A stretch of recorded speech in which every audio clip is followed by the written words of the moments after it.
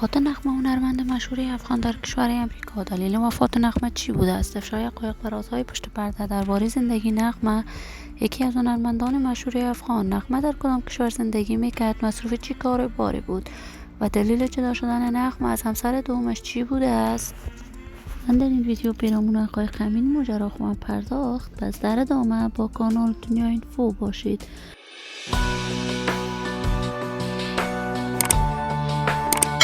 سلام سلامتی نثار تک تک شما دوستان نهایت ترجمند کانال دنیا اینفو. شما رو خوش آمدید میگم به یکی دیگر از ویدیوهای جذاب و دیدنی این کانال.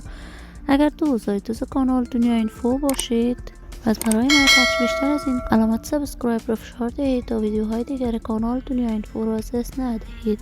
نغمه هنرمند مشهور، چهره شناخته شده، یکی از محبوب ترین هنرمندان زن افغان است که در کشور امریکا زندگی می کند.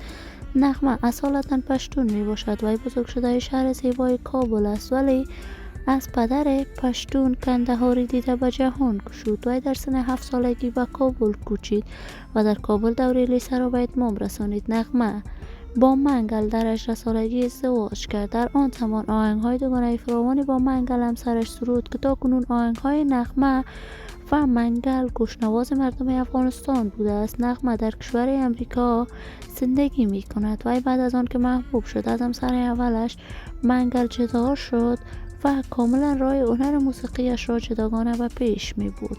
بار دیگر در کشور امریکا ازدواج کرد. همسر دوم نغمه یکی از رهبران مجاهدین از بقیه افغانستان بوده است، اما نغمه از همسر دومش فرزندی نداشته است. تازه تصاویر نغمه در صفحات مجازی دست به دست می شود که وی از همسر دومش هم جدا شده است. این همه در حالی است که این روزا تصاویر نغمه به نشر می رسد که وی در کشور امریکا وفات کرده است.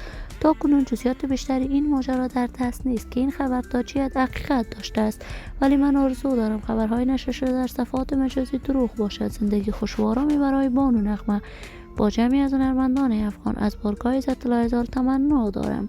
عزیزان و همراهان ارجمند کانال دنیا اینفو، شما هم نظریاتتان را در بخش کامنت با من شریک بسازید.